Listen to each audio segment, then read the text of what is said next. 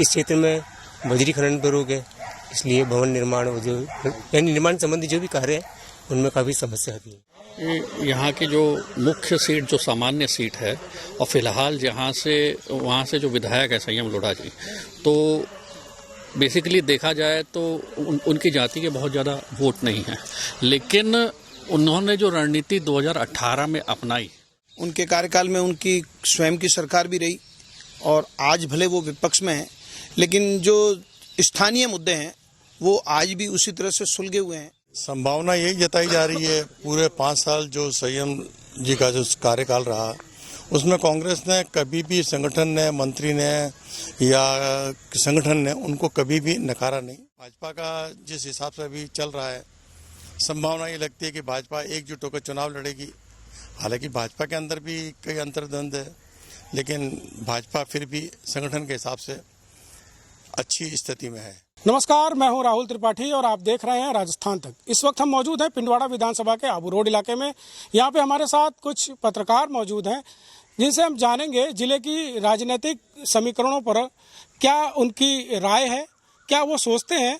बीते जो 2018 के चुनाव थे उस समय क्या स्थिति रही थी, जातीय समीकरण क्या है, यहाँ के मुद्दे क्या हैं, क्या आगे आने वाले चुनावों में क्या स्थितियां बन पाएंगी, कौन सी हॉट सीट है, इन सब चीज़ों की जानकारी हम यहाँ पर जो हमारे साथ पत्रकार मौजूद हैं इनसे जानने की कोशिश करेंगे। गिरीश जी, आप ये बताइए कि अभी जिले की जो तीनों विधानसभाएं हैं जहाँ चुनाव होने हैं, वहाँ पे मुख्य मुद्दे क्या हैं? जैसे आबू इलाका है, ये रेवती विधानसभा क्षेत्र में आता है और यहाँ के भाकर इलाके में सबसे बड़ी समस्या पेयजल की है, ठीक है। और फिर एक इस क्षेत्र में बजरी खनन पर रोक है, इसलिए भवन निर्माण जो यानी निर्माण संबंधी जो भी कार्य है उनमें काफ़ी समस्या आती है। वो तो माउंट आबू को इको सेंसिटिव जोन की वजह से वहाँ पे जो परमिशन को लेकर के जो लोगों को समस्याएं आ रही हैं, उनके टॉयलेट बाथरूम का निर्माण नहीं हो पा रहा है, उन्हीं सब चीज़ों की आप बात कर रहे हैं। हाँ जी जी। तो क्या है एक्चुअल, वो है क्या पूरा? उसमें कोर्ट ने रोक लगा रही है इस क्षेत्र में बजरी खनन के ऊपर, तो निर्माण कार्यों में काफ़ी दिक्कत है। तो मतलब आपका कहने का मतलब है कि जो मुख्य मुद्दे हैं पेयजल, हाँ, और निर्माण, एक और है वो है भाकर का सबसे बड़ा चिकित्सा का मुद्दा। करीब 9 पंचायत आती है भाकर क्षेत्र में, 9 या 10 पंचायत हैं और वहाँ पर एक भी प्राथमिक स्वास्थ्य केंद्र नहीं है। पूरा जो भाकर इलाका है वो आज भी उप स्वास्थ्य केंद्र पर ही निर्भर है। उसके अंदर भी कई बार कर्मचारी छुट्टी पर रहते हैं, तो उप स्वास्थ्य केंद्र को बंद भी रहते हैं, वो किसी न किसी कार्य से हो जाते हैं। तो ये सबसे बड़ी समस्या। तो स्वास्थ्य का जो है सरकार दावे करती है कि जो स्वास्थ्य सेवाएं हैं उनमें राजस्थान नंबर 1 है, लेकिन जो यहाँ आदिवासी इलाके की जो स्थिति है वो दयनीय है। ये खुद पत्रकार यहाँ पे जो हर जगह जाकर खबरों का संकलन करते रहते हैं, उन्हें ज़्यादा बेहतर मालूम होता है और वो बता रहे हैं इस बात को। आप बताइए, जो सिरोही जिले की जो तीनों सीटें हैं उन पे जातिगत समीकरण क्या है हर सीट का? यहाँ की जो मुख्य सीट जो सामान्य सीट है और फिलहाल वहाँ से जो विधायक है संयम लोढ़ा जी, तो बेसिकली देखा जाए तो उनकी जाति के बहुत ज़्यादा वोट नहीं हैं, लेकिन उन्होंने जो रणनीति 2018 में अपनाई वो ही वहाँ पे टर्निंग पॉइंट साबित हुई। वहाँ पे उनके सामने वोटाराम देवासी जी थे। देवासी जाति के बहुत ज़्यादा वोट हैं, हाँ, डोमिनेटिंग वोटर है देवासी हैं। ओबीसी कैटेगरी पूरी तरह से भाजपा की तरफ डाइवर्ट है और इस पूरे जिले के अंदर आरएसएस का हिंदू महासभा के समय से ही बहुत ज़्यादा प्रभाव रहा है। मतलब आप देखेंगे कि आज़ादी के बाद से हिंदू महासभा का प्रभाव यहाँ रहा है, तो उसकी वजह से आरएसएस भी यहाँ पे डोमिनेटिंग कंडीशन पे रही है।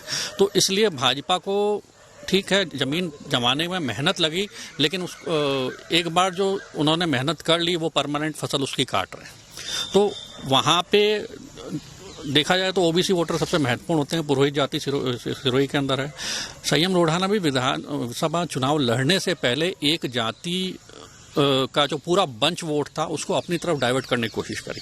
तो मेघवाल जाति के पूरे वोट जब वहाँ डाइवर्ट हो गए, उन्होंने पंचों ने जब आश्वस्त कर दिया, तो ये हो गया नेक टू नेक लड़ाई हो जाएगी। दो जो जाति अगर भाजपा की तरफ एक साथ जाती है तो उनकी तरफ एक साथ आ जाएगी। तो वहाँ पे अगर देखा जाए तो ब्राह्मण, फिर मेघवाल, ओबीसी जाति में देवासी, प्रजापत समाज के वोट ये बहुत ज़्यादा हैं। तो ओबीसी वर्ग के जितने भी वोट बैंक हैं वो सारे के सारे आपके भाजपा की तरफ डाइवर्ट हैं। ब्राह्मण थोड़ा डाइवर्ट हो जाते हैं पिछली बार निर्दलीय वो हुए थे, इसलिए कई ब्राह्मण वोट उनकी तरफ पड़े। तो जातिगत समीकरण बहुत इंपॉर्टेंट इस सीट पे रहता है। दूसरा अगर आते हैं, अगर आप आबू पिंडवाड़ा पे आइए तो यहाँ पे गरासिया बहुल इलाका है, तो पूरे जो विधानसभा सीट है उसमें ही गरासिया वोट बैंक बहुत ज़्यादा है। लेकिन इनमें भी फिर पट्टा पद्धति है कि भाई ये कौन से इलाके के गरासिया हैं। तो यहाँ जो आबू रोड से सटे हुए इलाके हैं इनके, उनको ये लोग भाकर पट्टी बोलते हैं। और जो पिंडवाड़ा साइड और इसका इलाका है जो उदयपुर और पाली से सटता है, इसको मारवाड़ पट्टी बोलते हैं। तो इनके अंदर फिर आता है कि कौन कैंडिडेट किस पट्टी से खड़ा हो रहा है। अगर वो क्योंकि भाजपा लंबे समय से मारवाड़ पट्टी के व्यक्ति को दे रही है, वहीं से वोट भी ज़्यादा हैं गरासिया जाति के, तो इसलिए भाकर पट्टी के लोग कैंडिडेट जो इधर से खड़े हो रहे हैं उनको वहाँ पे वोट नहीं मिल पा रहे हैं। तो इसलिए ये सीट लगातार भाजपा के पास है। फिर दूसरा वनवासी कल्याण परिषद का वर्क भी इसमें बहुत इंपॉर्टेंट है। रेवदर विधानसभा सीट में आएंगे तो यहाँ पे कोली जाति जिसके वर्तमान विधायक हैं, कोली और मेघवाल दो जाते हैं, उसके बाद मेघवाल आते हैं। और अब जैसे दावा कर रहे हैं लगातार कांग्रेस से और भाजपा से, आपने देखा भी होगा कि अजमेर से भी कई नेता यहाँ पे आए। सरगड़ा जाति भी एक है जिसको कि वो बता रहे हैं कि हम लोग भी 3rd नंबर के, तो एक तरह से ये अनुसूचित जाति का जो वोट बैंक है बहुत ज़्यादा है यहाँ पे। तो जगसीराम कोली जो यहाँ के विधायक हैं, पिछले 4 बार से लगातार जीतते आ रहे हैं। इससे पहले इनके ब्रदर भी जीते थे 92 से, 90 में यहाँ पे भाजपा ने अपनी जमीन जमा ली थी, जिसको सिर्फ एक बार ये लोग उखाड़ पाए छोगाराम बाकोलिया के समय में, वो भी जातिगत आधार पे। छोगाराम बाकोलिया परिवहन मंत्री रहे थे। हाँ। और अभी सुनने में आ रहा है कि उनकी जो सुपुत्री है जो जिला प्रमुख रही है, हाँ, वो भी अपनी एक्सरसाइज कर रही है और उम्मीद मतलब टिकट के इंतजार में है कि उन्हें कांग्रेस टिकट दे और वो वहां से चुनाव लड़े। तो तीनों सीटों पे जातीय समीकरण को तो नजरअंदाज बिल्कुल नहीं किया जा सकता। सिरोही पे भी, आबू पिंडवाड़ा पे भी और रेवदर पे भी। अब लेकिन ये है कि वो कांग्रेस और भाजपा पर डिपेंड, क्योंकि कांग्रेस के लंबे समय, भाजपा के लंबे समय तक जीतने का जो एक कारण रहा है वो यही कि वो सही कैंडिडेट सही जाति से सही समय पर उठा के लेके आ रहे हैं, और कांग्रेस इसी में मात खा रही है। तो देखती सी बात है कि तीनों सीटों पे जातिगत समीकरण तो काम करते ही हैं। उसके अलावा जो संघ का जो काम है, जो ट्राइबल बेल्ट में जो संघ का काम है, जो उन्होंने फसल बोई थी, उस फसल को अब भारतीय जनता पार्टी बड़े आराम से काट रही है। अब आने वाले चुनावों में देखते हैं कि वो अपने इस समीकरणों में, अपनी इस कोशिशों में कितनी कामयाब हो पाती है, क्योंकि अभी तक कोई चेहरा वहाँ से डिसाइड नहीं हुआ है। अभी ये भी तय नहीं हुआ है कि जो वर्तमान विधायक हैं वही रिपीट करेंगे या कोई नया चेहरा लाया जाएगा। हमारे साथ और भी पत्रकार मौजूद हैं, वो बताएंगे कि आखिर में क्या मुद्दे हैं यहाँ पे और दूसरे जो चुनावों को प्रभावित कर सकते हैं। मुद्दे बहुत सारे हैं। वर्तमान में जो हमारे विधायक हैं रेवदर विधानसभा क्षेत्र से, वो पिछले 20 साल से लगातार यहाँ से विधायक हैं। उनके कार्यकाल में उनकी स्वयं की सरकार भी रही और आज भले वो विपक्ष में हैं, लेकिन जो स्थानीय मुद्दे हैं वो आज भी उसी तरह से सुलगे हुए हैं। सिरोही जिले का सबसे बड़ा शहर आबू रोड शहर है। आबादी के लिहाज से भी सिरोही से बड़ा शहर आबू रोड है। यहाँ मात्र एक जो है प्राथमिक चिकित्सालय जो है वो करीब 1 लाख से अधिक की आबादी के ऊपर बना हुआ है। आबू रोड को जिला चिकित्सालय का दर्जा मिलना था, लेकिन वो नहीं मिल पाया, शायद प्रयास अधूरे रहे, इसीलिए जिला चिकित्सालय शिवगंज चला गया। अगर प्रयास किए जाते, चाहे वो यहाँ से कांग्रेस कैंडिडेट रहे, उनके प्रयास कमज़ोर रहे, चाहे वर्तमान विधायक के प्रयास कमज़ोर रहे, लेकिन प्रयास कमज़ोर रहे, ठगासा जो महसूस करेगा वो मतदाता महसूस करेगा कि उनको कुछ भी नहीं मिला। चाहे वो प्रत्याशी कांग्रेस के रहे, उनकी तरफ से कुछ नहीं मिला, चाहे वर्तमान में जो एमएलए हैं उनकी तरफ से कुछ ना मिला। इसके अलावा यहाँ जो सड़कों का जो हाल है वो बहुत बुरा हाल है। रेवदर की तरफ जो जाने वाली सड़कें हैं उनकी स्थिति बहुत ख़राब है। माउंट आबू जिले का राजस्थान का एकमात्र पर्वतीय स्थल है। यहाँ जो है आने वाले जो पर्यटक हैं उनके साथ जिस तरह की परेशानियां स्थानीय प्रशासन व पुलिस द्वारा जो खड़ी की जाती है, उससे ऐसा लगता है कि ये पर्यटन जो है धीरे धीरे यहाँ से जो पर्यटक जो है वो किसी और क्षेत्र का रुख भी कर सकते हैं। इसमें भी जो है हमारे नेताओं की कमी है कि वो इस मामले को ऊपर तक सही ढंग से नहीं पहुँचा पाए। क्योंकि दूसरा, माउंट आबू के अंदर जो पर्यटक आते हैं, वीकेंड के अंदर भारी संख्या में जो पर्यटक आता है, उनके जो आवास और उसकी जो व्यवस्थाएं हैं, जो होटलें हैं, उनके किराए का कोई मापदंड नहीं है। आदमी का चेहरा देख करके और क्राउड देख करके जो रेट तय की जाती है, उससे भी जो है हमारा जो है पर्यटन यहाँ से छटक सकता है। ये जो माउंट आबू पे एक निर्माण कार्यों को लेकर के बड़ी समस्या रही है, तो वो भी वोट को तो प्रभावित कर ही सकता है। आबू पिंडवाड़ा विधानसभा का हिस्सा है वो, जहाँ पे निर्माण कार्यों को लेकर के आम आदमी को बड़ी समस्याएं आती हैं और वो बार बार उस पर कई बार धरने प्रदर्शन भी होते हैं। आखिर क्या वजह है कि उसका अभी तक हल नहीं निकल पा रहा है? इच्छा शक्ति की कमी मानता हूँ मैं कि यहाँ से जो भी राजनेता हैं उनकी इच्छा शक्ति की कमी है। प्रभावशाली लोग तो आज भी वहाँ निर्माण कर रहे हैं, तो किसी प्रभावशाली का कार्य आज तक रुका नहीं है। तो स्थानीय जो लोग हैं वो बाथरूम तक नहीं बना पा रहे।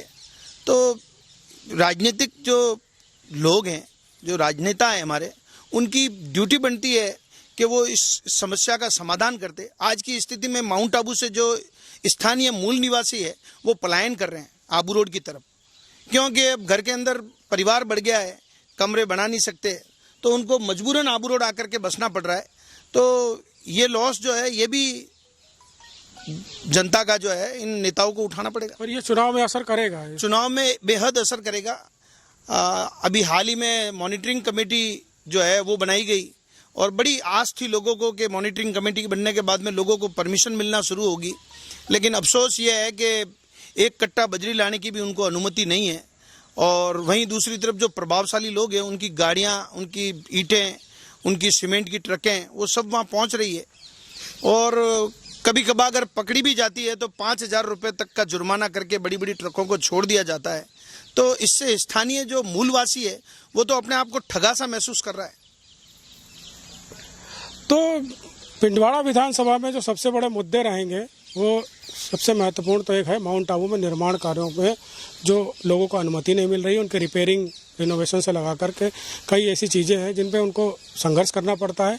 आम आदमी को उसकी इजाज़त के लिए लंबी लाइनें लगानी पड़ती है, लंबा इंतजार करना पड़ता है। वहीं प्रभावशाली लोग बड़े आराम से अपना निर्माण कार्य करा रहे थे। ये शिकायत वहाँ के लोगों की है। आप बताइए क्या समीकरण रहेंगे तीनों विधानसभाओं पे और क्या मुद्दे भी क्या रहेंगे? देखो, सिरोही जिले में आपको बता दूं मैं 3 सीट है, जिसमें एक सीट एसटी की है और एक सीट एससी की है और एक सीट सामान्य की है। एसटी और एससी की जो रिजर्व सीट है उसमें जाति समीकरण चलेंगे। वहीं जो सिरोही की विधानसभा सीट है उस पर खासतौर पर जो ओबीसी वर्ग है उस जाति का प्रभाव रहेगा, ब्राह्मण जाति का प्रभाव भी रहेगा। संयम लोढ़ा वहाँ के विधायक है जो लगातार दावा कर रहे हैं कि उन्होंने विकास किया और उसके दम पर ही वो चुनाव में मैदान में उतरेंगे। अब वो तो समय ही बता पाएगा कि उनके दावे कहाँ तक सही होते हैं। भाजपा में भी टिकट मांगने की जो दावेदारों की लिस्ट है वो लंबी है। भाजपा किस उम्मीदवार को चेहरा बनाती है इस पर भी बहुत कुछ रहेगा। अभी ओटाराम देवासी ने जो पूर्व में गौपालन मंत्री रहे हैं उन्होंने एक बयान दिया था कि मैं यहीं से चुनाव लड़ूंगा और एक चर्चा ये भी निकल के आ रही है कि जो विधायक हैं निर्दलीय लड़े थे पिछली बार 2018 में, जिन्होंने निर्दलीय चुनाव लड़ा था और जीते थे, वो कांग्रेस से लेकर आ रहे हैं। इस पर क्या आपका क्या कहना है?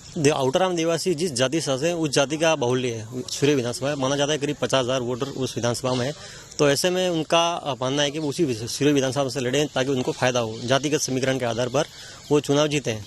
अब संयम लोढ़ा भी उसी जाति को अपनी ओर खींचने में लगे हुए हैं। अब चुनाव के बाद ही परिणाम तय होंगे कि आखिर चुनाव में वो जाति किस ओर मुँह करती है। तो जो सिरोही विधानसभा जिसे हॉट सीट कहा जाता है वहाँ पर सबसे बड़ा जो फैक्टर रहेगा वो जाति का रहेगा। और जो ओटाराम देवासी पूर्व गौपालन मंत्री रहे हैं वो खुद उसी उससे कैटेगरी से आते हैं, ओबीसी कैटेगरी के हैं वो।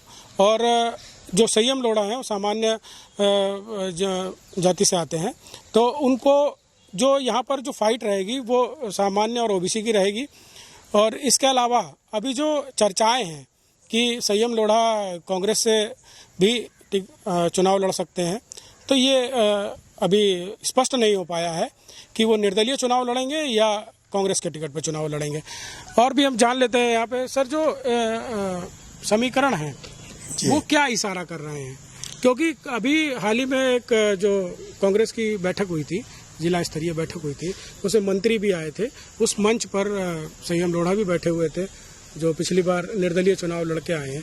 क्या लगता है आपको इस बार वो कांग्रेस के उस पर चुनाव लड़ेंगे या फिर बगावत करके निर्दलीय चुनाव लड़ेंगे? संभावना यही जताई जा रही है, पूरे 5 साल जो संयम जी का जो कार्यकाल रहा उसमें कांग्रेस ने कभी भी संगठन ने, मंत्री ने या संगठन ने उनको कभी भी नकारा नहीं, या उनको जो तवज्जो मिलनी चाहिए वो दी। इस बार की बैठक में भी लगा कि संगठन, पार्टी, सरकार संयम लोढ़ा के साथ है। तो ऐसे मुझे नहीं लगता कि उनकी टिकट को काट कर या उन्हें टिकट नहीं देकर कांग्रेस कोई नई रिस्क लेगी। लेकिन ये चर्चाएं भी रही हैं कि वो निर्दलीय जब चुनाव लड़े थे तब ज़्यादा बेहतर थे। तो आपको क्या लगता है, वो निर्दलीय जाएंगे या कांग्रेस की टिकट पे ही चुनाव लड़ेंगे? ये तो उनका स्वयं विवेक है, लेकिन संगठन उन्हें टिकट दे देगा तो उसे नकारेंगे कैसे? ओटाराम देवासी के बारे में भी एक आजारा भी उन्होंने खुद भी ये बयान दिया था कि मैं चुनाव लड़ने आ रहा हूँ और यहीं से चुनाव लड़ूंगा। ओटाराम देवासी जी ने अगर ऐसा बयान दिया है तो वो पार्टी तो ऊपर जाकर दिया है, क्योंकि संगठन ने अभी तक टिकट तय की नहीं है। ऐसे में वो कैसे कह सकते हैं कि टिकट मुझे मिलेगी या मैं लड़ने आ रहा हूँ? और फिर उनका जो कार्यकाल रहा, उनने जो विकास कार्य किए या आम जनता के बीच में जो भी उनका परफॉर्मेंस रहा, उसके आधार पर फिर वो जाएंगे जनता के बीच। तो आपको क्या लगता है कि अगर यही दो दावेदार इस सीट पे हुए, कोई नया चेहरा नहीं आया, तो चुनाव के परिणाम इस हॉट सीट पर क्या होंगे? ये तो आने वाला समय बता पाएगा कि इसका परिणाम क्या होगा। लेकिन देखा जाए तो प्रदेश के अंदर भाजपा का जिस हिसाब से अभी चल रहा है, संभावना ये लगती है कि भाजपा एकजुट होकर चुनाव लड़ेगी। हालांकि भाजपा के अंदर भी कई अंतर्द्वंद है, लेकिन भाजपा फिर भी संगठन के हिसाब से अच्छी स्थिति में है। लेकिन भाजपा के भी अभी वर्तमान में जो भी पदाधिकारी बने हैं, संगठन ने जो फेरबदल किए हैं, उसकी प्रतिक्रिया काफ़ी तीखी है। तो ये तो भविष्य ही बता पाएगा कि किसको क्या मिलता है। तीनों सीटों पर आपका विश्लेषण क्या कहता है? क्योंकि लंबे समय से ये भारतीय जनता पार्टी का गढ़ रहा है और सिरोही जो सामान्य सीट थी उस पर जो पिछली बार भाजपा को हार झेलनी पड़ी है, वो इस बार रिकवर हो पाएगी या नहीं? या दूसरी जो दो सीटें हैं, पिंडवाड़ा और रेवदर, उन पर क्या परिणाम आ सकते हैं? वर्तमान में सिरोही जिले में दो भाजपा और एक कांग्रेस। एससी सीट के ऊपर जगसीराम जी हैं, एसटी सीट पर समाराम जी हैं। मुझे संगठन के स्तर पर तो कोई बदलाव इसमें नज़र आता नहीं है, क्योंकि अगर जातिगत समीकरण देखें तो कांग्रेस का कैंडिडेट कैसा होगा? अगर वो दमदार नहीं हुआ तो इनका प्रभाव मंडल काफ़ी अच्छा है। जगसीराम के लिए लोग कहते हैं काम नहीं होते, लेकिन उन्होंने कभी किसी को मना भी नहीं किया। समाराम जी का भी क्षेत्र के अंदर कोई इतना विरोध नहीं है। लेकिन विकास की बात करें तो ये दोनों विधायकों के टाइम पर 10 साल सरकार रही, लेकिन उन्होंने कोई उल्लेखनीय या लैंडमार्क विकास नहीं किया। आपको अभी बताया गया था कि जिला चिकित्सालय शिवगंज चला गया। हमारे 2 विधायक थे, उन्होंने कभी विधानसभा के अंदर इसकी मांग की नहीं। हवाई पट्टी आबू रोड की, उसके लिए कभी हमारे दोनों विधायक ने कभी भी प्रयास किए नहीं। स्थानीय मुद्दों के ऊपर ये दोनों विधायक भाजपा के जो रहे, चाहते तो बहुत कुछ कर सकते थे। 10 साल इनकी पार्टी का शासन रहा, 10 साल ये विरोध में रहे। मेरा तो ये मानना है कि विरोध में रहते तो ज़्यादा चिल्लाते, ज़्यादा विधानसभा में प्रभावी ढंग से उसको कह पाते।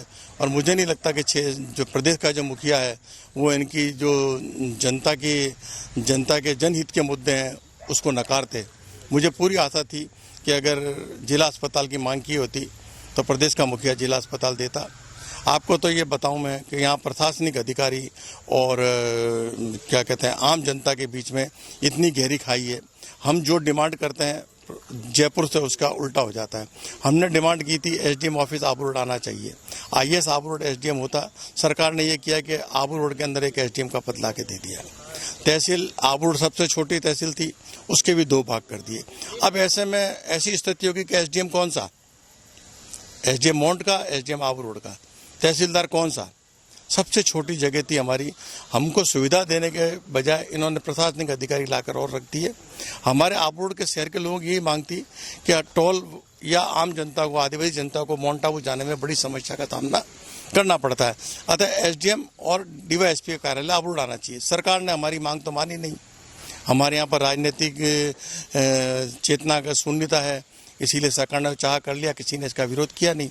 तो इसीलिए क्षेत्र की जनता, कम से कम आबू पिंडवाड़ा और रेवदर की जनता तो अपने आप को ठगा हुआ महसूस करती है। और मुझे तो कोई आने वाले समय बदलाव दिखाई देता नहीं है। हिंदुत्व का जो मुद्दा है, धर्म का जो मुद्दा है, वो सिरोही की तीनों विधानसभाओं में कितना प्रभावी होता है? हिंदुत्व का मुद्दा तो प्रभावी है ही। हमारे यहाँ जितनी भी सीटें हैं उनके ऊपर जो जाति समीकरण है उनके अंदर धर्म का तो ही आपको ही बताया गया था मेरे साथी ने कि जो हमारा आदिवासी बेल्ट है उसके अंदर आरएसएस का या उसके अनुशासित जो संगठन है, वनवासी कल्याण परिषद और जो भी है माँ भारती वगैरह जो भी है, उनका काफ़ी प्रभाव है और वो हर जगह तक है जहाँ तक कांग्रेस का इंफ्रास्ट्रक्चर भी नहीं है। इसीलिए हिंदुत्व तो हिंदुत्व है ही, उसको भाजपा कितना बुना पाती है या उस वक्त चुनाव के समय क्या स्थिति रहेगी। अगर कांग्रेस महंगाई का मुद्दा बनाती है तो भाजपा को काफ़ी समस्याओं का सामना करना पड़ेगा। अभी गहलोत जी की योजनाओं को लेकर भी बड़ा उसका प्रचार प्रसार भी चल रहा है, वो जनता के मन में कितना जगह बना पाता है और वो वोटों को कितना प्रभावित कर पाएगा। विकास और जनता को दिए गए लाभ वोट में तब्दील होते हैं, ऐसा ट्रैक नहीं रहा। भैरव सिंह जी के समय पर प्रदेश के अंदर सड़कों की स्थिति बहुत अच्छी रही, लेकिन आलू प्याज ने उनको हरा दिया। ये स्थिति पिछली बार जब कांग्रेस की सरकार थी तब सरकार ने गेहूं इतना दिया कि जो वोटर वोट देने जा रहा था उसकी ओसरी में 5-5 बोरी गेहूं पड़ी थी, लेकिन उन्होंने कांग्रेस को वोट नहीं दिया। अशोक गहलोत जी जो इस वक्त अपना जो प्रयास कर रहे हैं, अंतिम प्रयास जिसे कहा जाएगा, बहुत प्रभावशाली है और इसके परिणाम आ भी सकते हैं, लेकिन ऊँट किस करवट बैठेगा ये आने वाला समय बताएगा। मेरे को तो इन सब जन कल्याणकारी योजनाओं से भी सबसे ज़्यादा महत्वपूर्ण मुद्दा लगता है वो बेरोजगारी और महंगाई का है, जिससे अगर भाजपा नहीं निपटती है तो भाजपा को समस्या का सामना करना पड़ेगा। पेपर में जो नकल प्रकरण रहा है, पेपर लीक प्रकरण जो रहा है, वो भी तो जैसे अभी आपने बेरोजगारी की बात कही है तो उसको तो भाजपा बुना नहीं पाई। भाजपा भी अब एसी के अंदर बैठने वाले नेता हो गए। एक समय था जब भाजपा हर छोटे मोटे मुद्दे को लेकर सड़क पर उतरती थी। इन पूरे 5 सालों में जब भाजपा कभी जनता के मुद्दों पर लेकर कभी सड़क पर नहीं उतरी, नहीं उन्होंने कोई प्रभावी आंदोलन किया। तो कुल मिला के आपका कहना यह है कि विपक्ष यहाँ पे तकरीबन निष्प्रभावी ही रहा है। बिल्कुल, यही कारण है कि इस क्षेत्र का विकास नहीं हुआ। भाजपा और कांग्रेस, यहाँ कई बार कहा जाता है कमल कांग्रेस, यानी जमीनी स्तर पर दोनों दलों का कोई आपसी न तो वैचारिक मतभेद है न विरोध है। जो भाजपा ने कह दिया उसको कांग्रेस ने मान लिया, जो कांग्रेस ने कहा उसको भाजपा ने मान लिया। ये हमारे स्थानीय स्तर पर कहा जाता है और आप देखते हैं कि कभी भी भाजपा ने स्थानीय मुद्दों को लेकर कभी भी कोई इतना बड़ा आंदोलन किया न कुछ किया। आज जिला अस्पताल शिवगंज चला गया, भाजपा के स्थानीय नेताओं ने इसको लेकर कुछ नहीं किया। आज नगर पालिका में हमारा बोर्ड है, लेकिन सरकार कांग्रेस की है, अधिशासी अधिकारी लग नहीं पाता। आम जनता त्रस्त है। आम जनता सोचती है कि हमने भाजपा को वोट देकर भी क्या बड़ा काम कर लिया। कांग्रेस की ये सोच है कि तुमने हमें वोट नहीं दिया, तुम भुगतो। लेकिन इसका ये मतलब भी नहीं है कि आने वाला विधायक कांग्रेस का ही चुना जाएगा। मतलब कुल मिला के आपका कहने का ये मतलब है कि जो तीनों विधानसभाएं हैं, इनमें अगर थोड़ा बहुत बदलाव की अगर उम्मीद आपको लग रही है परिणामों में, तो सिरोही हॉट सीट है और इसके अलावा आपको पिंडवाड़ा और रेवदर में कोई बड़ा बदलाव नजर नहीं आ रहा है। संगठन के स्तर पर भाजपा किसको टिकट देती है वो निश्चित रूप से मुझे जीतता हुआ दिखता है। रेवदर में भाजपा किसको सीट कैंडिडेट मानती है मुझे जीतता हुआ दिखता है। अगर कांग्रेस अपना कोई प्रभावशाली नेता यहाँ से नहीं उतारती है। नीरज डांगी इनके प्रभावशाली नेता रहे हैं। नीरज डांगी प्रभावशाली नेता रहे, जयपुर तक रहे, दिल्ली तक रहे। नीरज डांगी जी ने 5 साल के अंदर इस क्षेत्र की जनता का कभी सार्वजनिक रूप से बैठकर दुख दर्द नहीं सुना। अब तो उनको बड़े ओहदे पर भी भेज दिया। अब तो ये भी बहाना नहीं है कि वो विकास के लिए कुछ करते नहीं। लेकिन क्षेत्रीय विकास के लिए कोई लैंडमार्क काम वो नहीं करा पाए ना। हमारा अस्पताल शिवगंज चला गया। आज राज्य सरकार चाहे तो आबू रोड एयरपोर्ट के लिए जमीन का अधिग्रहण है या और भी जो चीजें हैं वो बहुत कुछ कर सकती है, लेकिन वो उस स्तर पर दिख नहीं रहा। यहाँ से जो निराशाजनक स्थिति है। नीरज डांगी यहाँ से जितनी बार भी चुनाव लड़े हैं, जनता से अपना संवाद कायम नहीं कर पाए और सीधा उनसे वो मिलना जुलना नहीं रहा और नहीं वो जनता के मुद्दों को प्रभावी रूप से उनको जो किसी कार्यकर्ता ने उनके पदाधिकारी ने बताया उसको लेकर उन्होंने ऊपर उठाया, लेकिन सीधा आम जन की क्या समस्या है वो समझ ही नहीं पाए। तो सीधी सी बात है कि जो चुनावों की समीकरण को लेकर जो बात चलती है, इसमें विकास का बार बार नाम आता है, तो विकास एक सतत प्रक्रिया है, वो तो निरंतर चलता ही रहेगा। जाति और जो संघ की जो यहाँ पे कार्यशैली रही है वो प्रभावी है और वो अपना असर भी दिखाएगी। राहुल त्रिपाठी, सिरोही।